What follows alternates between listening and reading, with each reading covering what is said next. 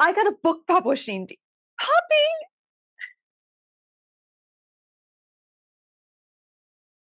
I got a book publishing deal. Poppy's very excited about it too. Yeah. Yeah.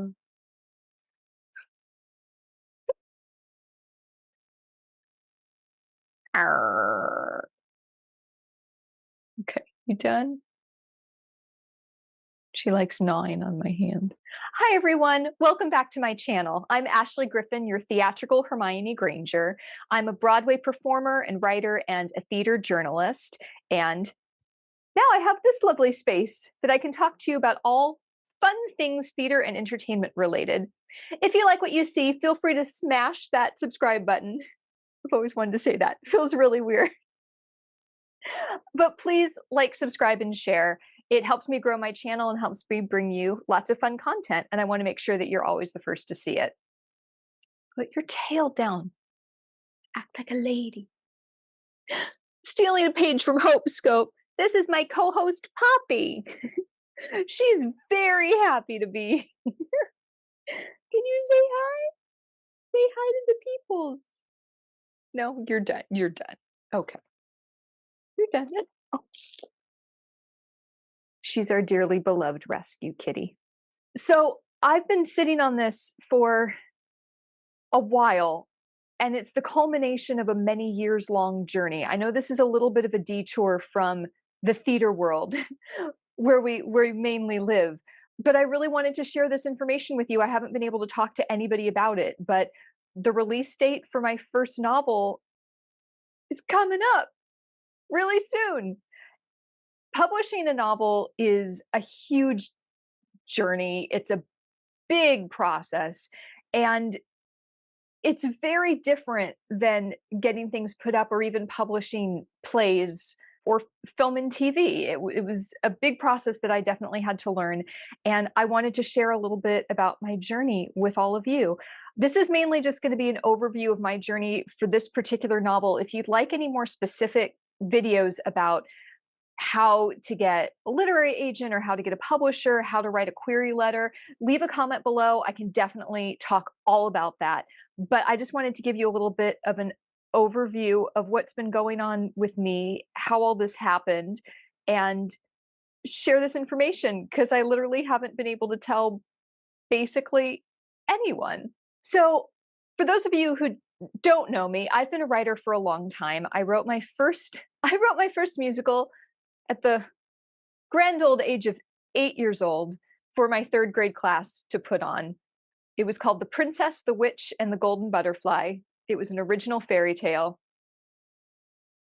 It was on brand.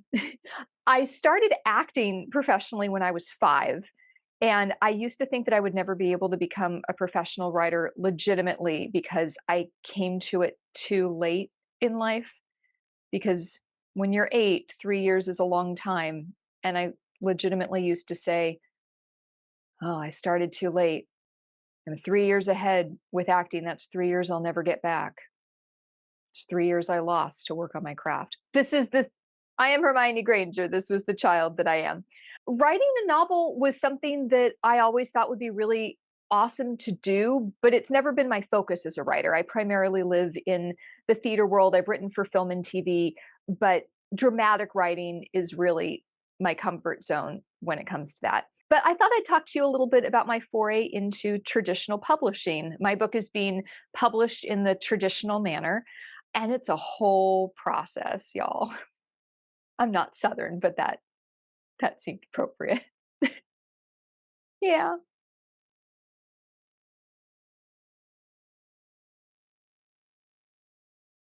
No more biting, Poppy. You want to be in the video? You're not showing your best self, Poppy. She is very pretty, though. Yeah.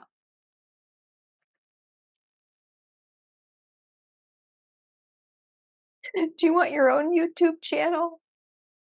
So a lot of this started with a piece of mine called Blank Page. Blank Page originally started its life actually being developed as a web series, but very quickly it became apparent that it needed to be a series. And it's a pilot script. It has received some interest from a lot of really great networks.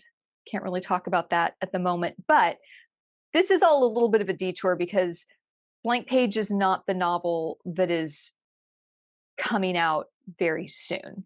I'll get to that. But Blank Page was also something that's very literature based. I'll talk more about that one in a separate video, but suffice it to say, it really lent itself to existing in a novel form. It's very meta about the literary world. And also going through the process of pitching the TV show, that's a whole other video. If you'd like me to talk about the process of pitching a television show, let me know down below in the comments. But part of what you do when you pitch a TV show is, in addition to the pilot script, you have to know basically what your first season is going to look like. Ideally, you need to have some sort of the beginnings of a show Bible for the first few seasons. And so as I was doing all of that work, I was like, I kind of just want to write this as a novel, as a thing that encompasses everything that would be in that first season. And it's just can be its standalone entity, because I think that it really could work well in that capacity. So I started working on that, wrote it, was messing around with some other things at the same time. Those of you who know me know I'm always working on a lot of projects simultaneously. But Blank Page was the first novel that I really jumped in kind of headfirst into the novel world of queries and pitches and all of that. That went on for a long time. While I was doing that, I had the idea for another novel that is called The Spindle, which is the novel that is coming out very soon, actually. And I had always had this, not always, I'd had this idea for a long time, and I wasn't totally sure of the right form for this story would be. And I got to the point where I just wanted to put it all down and get it out of my brain and onto something. And so I just started writing it as a novel. I was writing it while some other really challenging things were going on. I was continuing to work on it when COVID hit, which I have to say, one of the nice things about writing a novel, one of the challenging things can be that it is a very isolating activity.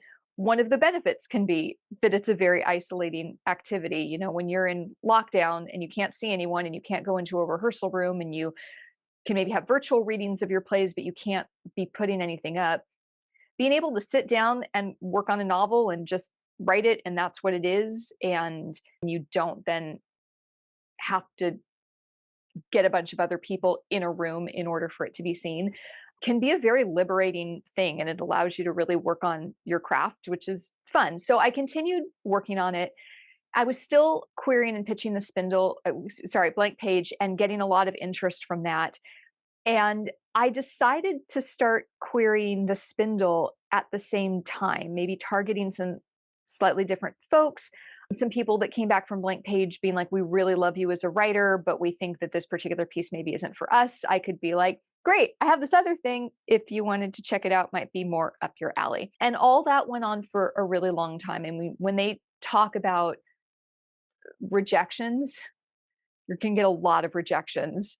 However good of a writer you are, it's not always necessarily about that. You have to be a good writer, but it's about a million other factors, and you're going to get a lot of emails back rejecting you in a whole host and myriad of ways. One of the things that sort of kept me going with the whole process is I really love the story about when Madeline L'Engle was trying to get A Wrinkle in Time published, and she got rejected by everyone in just the most incredible of ways. And this was back in the days when you had to, you were typing everything on a typewriter. You had one draft of your book. And so in order to send it to folks, you took the one draft of your book, put it in a manila envelope with a return self-addressed stamped manila envelope, and sent it off. And then you didn't see that manuscript again. You couldn't send it to anybody else until those people sent it back to you. Very thankful I didn't have to do that. But Madeline L'Engle got everything from we don't know who this book is for. It's too complicated. Nobody's going to understand it. And what ended up happening with her, sorry, detour. I love my side stories. She sent it to one publisher. This was also back in the days when sending directly to publishers was more the way you did it as opposed to sending it to agents. And this publisher wrote back and basically rejected her, but said, but if you send it around and no one picks it up, send it back to us again. And she was like, that makes no sense. You either want it or not. And no one else picked up on it. So she sent it back to this publisher who did a couple things, showed it to their children and also showed it to a couple local librarians, because we all love librarians and they deal with young literature and all literature a lot and have good thoughts on it.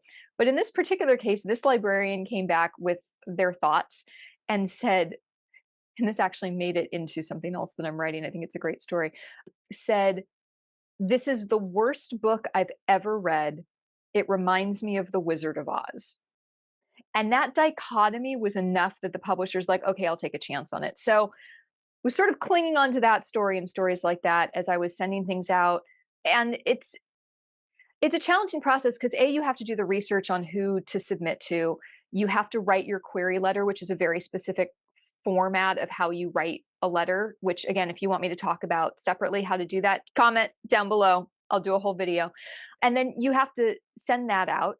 You wait a really long time. Sometimes you don't hear back from people at all. Sometimes they'll write back and say, hey, this sounds interesting. Can you send the first chapter or the first 3 chapters or whatnot? Then you wait a long time. Then they might write back and be like, send me the whole manuscript. And then you sort of wait and see. So dealing with a lot of that, and a lot of the reasons that people reject you, it's completely varied. I'll get into that a little bit more when I tell you more about the book. But I was querying a lot. COVID was also a very challenging time. A lot of places were closing. A lot of smaller publishers, a lot of agencies didn't survive the pandemic. And a lot of them put holds on receiving queries because of the pandemic and because everything just sort of stopped and slowed down. I ended up, my writing tends to fall in a not necessarily easily put in a box category.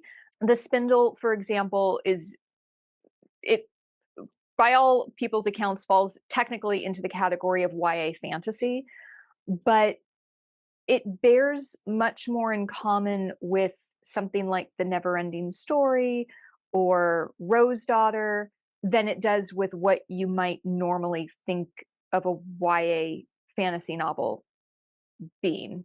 So it was a little bit hard to categorize. And one of the things you have to think about when you're an artist is, how you're going to pitch something and how you're going to market it. It matters. And I think that that's a fun part of the process. It can be a frustrating part of the process, but when you don't easily fit into a box and you're working in a category, in my case, books, that is not what you're primarily known for, it can be even more challenging. All that's to say, I was doing all of this work and I decided to start querying some independent, smaller publishers, some of whom will take queries on their own, some of whom will only take queries if they're going through a recommendation of somebody. And I had some folks recommending me to some people. And this one independent publisher who seemed really cool, it's a small publishing house run by one really great person and then a very small team around them. So you get a lot of one-on-one individual attention, which can be great with going to with a smaller publisher. With the big 5, where you land, it sort of depends on a lot of factors. You have a whole, powerhouse machine behind you, but you can often get really lost in the shuffle. When you're working with a smaller publisher, or just like with big versus small agencies, you can often get a lot more one-on-one attention, which can be great. So I ended up querying them along with a lot of other folks. And I was kind of surprised, relatively quickly got an email back requesting the full manuscript. So I sent the full manuscript, and that's a big thing. When somebody requests a full manuscript, you've at least done something right. And then waited, and a little while later, it was a little while, but far less time than some other people had been taking. They wrote back with a few questions for me just about how the book started, my ideas for the book, asking if I was interested in maybe turning it into a series. And I was like, oh, this sounds like good news. Let's not get our hopes up. And then shortly thereafter, they emailed me back with a contract and a publishing deal proposal. And things have been moved shockingly fast since then. It's very strange to go for years trying to make a thing happen and then all of a sudden, kind of overnight, something like that happens. So let that at least hopefully be an inspiration to everybody out there. You have to pound the pavement for a really long time and get a lot of rejections, and then all of a sudden something will happen. Just got to keep going for it. And it's something that I know very well from the theater world, but again, it's things just work differently. Again, if you want me to go into a deeper dive in that, leave a comment down below. So basically, we then went into contract negotiations. We did all that. Contracts, that's a whole other thing I could talk about. And then from there, things have been moving extremely quickly. I asked for one more pass to go through the manuscript and make any final tweaks or edits that I wanted to do before it went off to my editor. One of the things that's been a little, probably the biggest learning, learning curves may be the wrong word, but one of the biggest differing factors for me from the theater world that's been probably the most challenging for me to adjust to is in theater, pieces are constantly evolving and changing. Yes, by the time you freeze a show or your script is being published, and I have gone through the process of having my plays published, which is also a different thing. You do have to have it in some, basically finalized format, but you can continue making tweaks and changes. The next time you go into production for a show, you can change things. You can come out with a different edition of the script based on a new production that's happened. And also, scripts being published, they're being published for a different reason. Books being published is with the idea that, like, this is the book, people are going to go out and buy it and read it. A play being published, yes, you can certainly buy the play and read it. That's why we have lovely places like the wonderful Drama Bookshop. But the main reason for plays to be published is for people to license the show. So if you wanted to do a production of this piece, you would contact the publisher, the rights holder, and request the rights, and then you get them or not, and then get the scripts and put on your show. So there is a group of people who are buying scripts to read them, but it's mainly there for people who are producing the show. And you can continue to make adjustments and let your piece be a living, breathing entity to a certain degree. Not really the case with a book. With a book, you are working really hard to get it to a final version, and that version isn't going to change. I mean, barring something extraordinary happening, barring a very legitimate reason to put out a different edition of the book, the text kind of is the text, and that's what it's going to be. And it's frankly a little terrifying. You have to make sure that everything is exactly the way you want it. And it's hard because every time you read through it again, you find another little tweak. I mean, it could be that there's an extra space between words. You could realize there's a minor plot point that you need to clarify, or a little plot hole that you need to fix. You could realize, oh, I used the same word a couple times in the same sentence. I better, change that. And every time you read it, you're going to find a new little thing like that. And it's kind of scary knowing that however much you go over it and tweak it and finesse it, at some point it's going to be published and you can't fix anything again. And there might still be a random extra space or a wrong punctuation or a word that's slightly misspelled that, like, somehow got past your eyes, your editor's eyes, your proofreader's eyes, your beta reader's eyes, and it just is what it is. So that's been a lot. So basically, I did that extra pass. I'm really grateful that I did, because it had been a little while since I'd really gone through the whole manuscript. That's the other thing that takes a little bit of an adjustment. In theater or film or TV, the pieces that you're writing even if they're really long, I mean, even if they're like Angels in America, they're still of a length that if you carved out an afternoon, you could sit down and read it from beginning to end and get the full arc. You can get people in a room and do a table read and hear it out loud from beginning to end and really feel how everything fits together. You can't really do that with a book because books are long. Poppy, please don't bite me. No, I love you.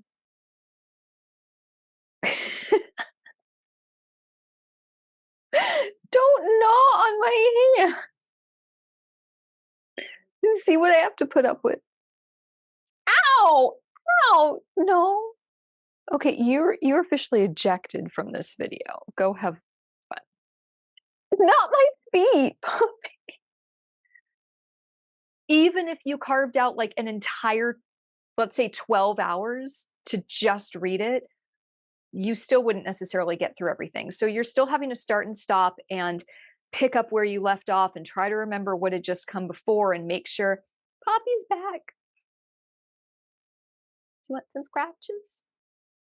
Yeah, you want some scratches now. And make sure everything's working. And that took some adjustment too. And I'm lucky, I think, in some ways that The Spindle is my first novel in that it's relatively short in the lengths of novels. It's about, I think I found out it's exactly the same length as The Giver by Lois Lowry. But it's still a book and it still takes a while to read, especially if you're kind of stopping and starting and making tweaks along the way. So I did all that. I sent it off to my editor. And in the meantime, the cover designer got their brief and started working. The typeset got their brief and started working. And I was sort of expecting to wait like months for some of this stuff to come in. And within like a week, I had first options for a cover design. I had first options for typeset. A couple weeks later, the first edit from my editor came back to me. So it's been a little bit of a whirlwind, honestly. So I just finished going through the manuscript edit from my editor, which they did a phenomenal job on. And I made a few more tweaks and just sent it back. And the cover art's been a little bit of a process. It's a challenging book to come up with a cover for. So we're still working on that. Typeset is a go. They did a great job on that. And it's looking like as soon as the cover art is finalized, it's going to be released. We're not doing a pre-order for this book. As soon as it goes up, it's going to be ready to purchase. It's going to be available in hardcover, paperback, ebook, and we're working on an audiobook, but that's going to come at a separate date. I'll keep you posted on that. So it's been a bit of a whirlwind. So it is possible, depending on how fast this cover art gets done, that it could be available within the week. Don't quote me on that, but it's possible. And it's going to be available all over. You can very easily get it on Amazon, obviously, but it'll be available other places as well. I'll provide you with all of that information as soon as I have it. And it's like going from 0 to 100. And I'm so excited to share it with you. So let me tell you a little bit about this book. I don't have cover art yet to show you. Obviously, I'm going to be doing a cover reveal and we might be doing a book trailer. I'm really excited. But the book is called The Spindle, and it's a retelling of the classic Sleeping Beauty story from the dark fairy's point of view. If you know my other work, especially if you know my play Snow, it sort of takes place in the same mythological universe as Snow.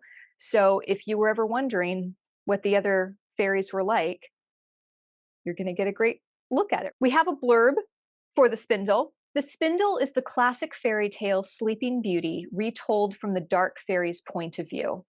Set in the Celtic world of the 5th century, the 12 fairies are elemental spirits charged with caring for the earth and all its inhabitants.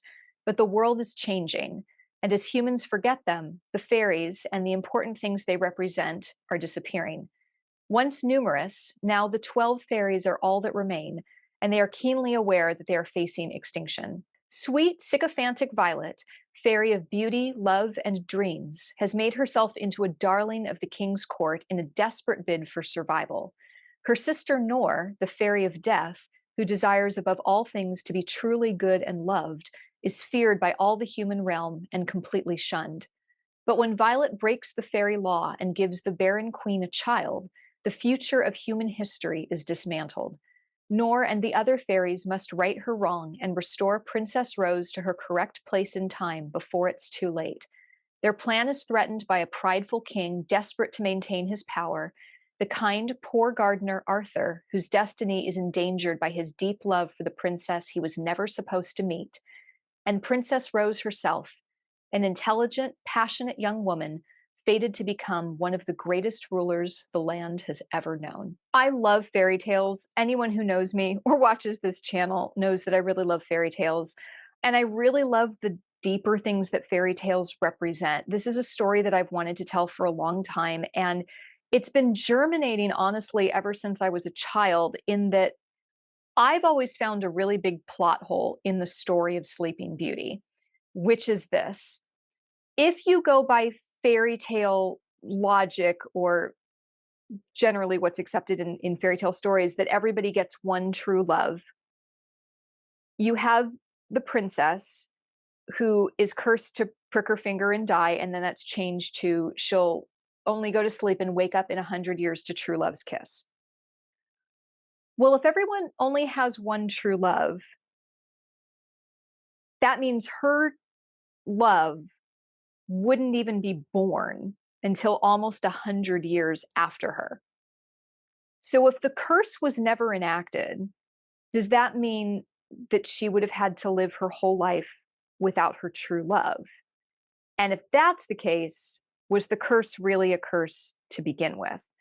So that's something that, I'm not kidding, like has been rolling around, was rolling around my 8-year-old mind and has continued germinating.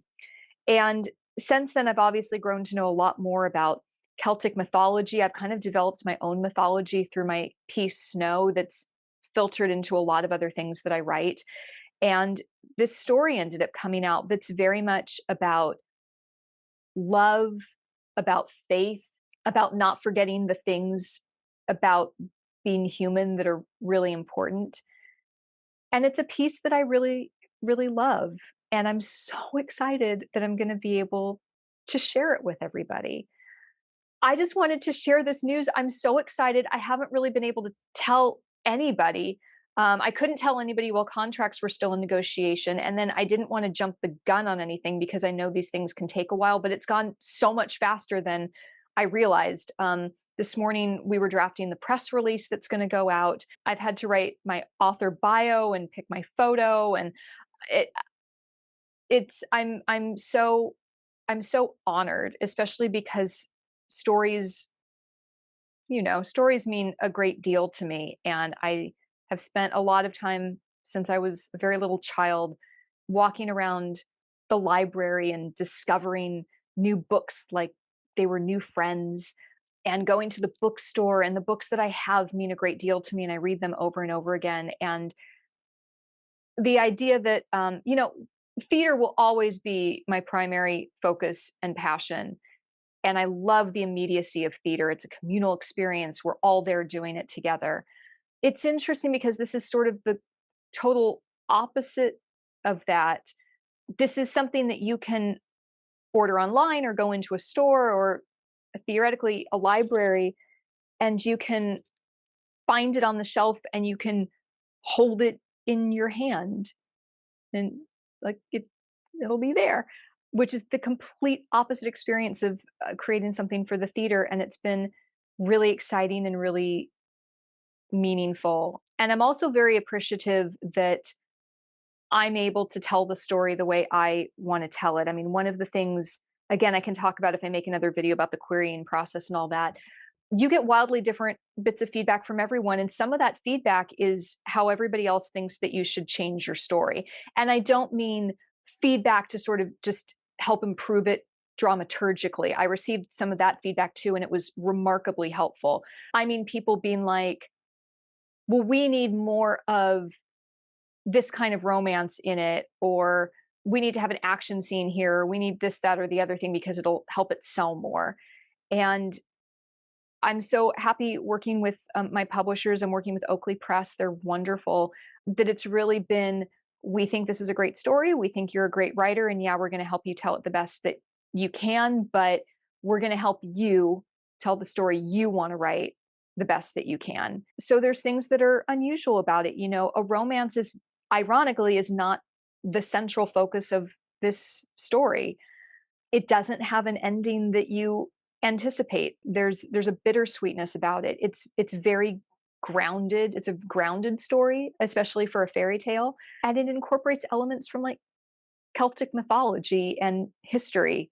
And all those things mixed together are not what is necessarily easily sellable in the YA fantasy or fiction market. But I think it's a really cool story, and it's one that I really love and believe in, and that's exactly what I'm going to be able to give to all of you and share with you. I'm just so happy, and I'm just so excited because this is something that I didn't know if it was ever going to happen.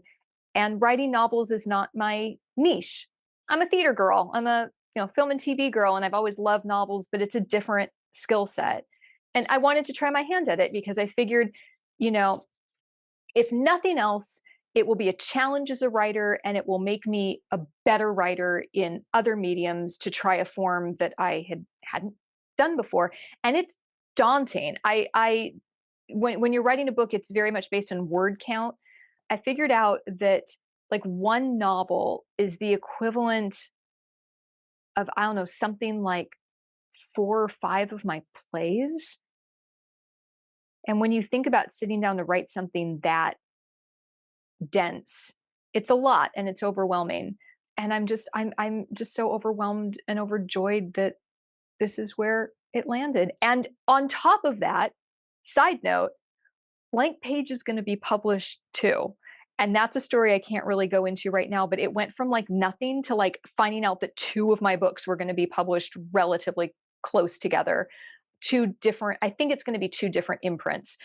Yeah, so if you're out there and you're struggling and you're pounding the pavement, it sucks.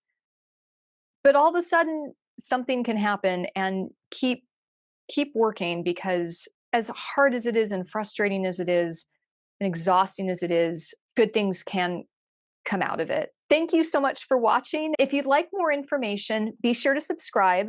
Also, feel free to check out my website, ashleygriffinofficial.com. There'll be all the information there. Anything else you want to know, leave a comment down below. I'll make a video of it, but there's definitely more information coming. I'll see you soon. Can I help you? You're not allowed to be here if you are going to misbehave. Go think about what you've done. I think she wants her own YouTube channel.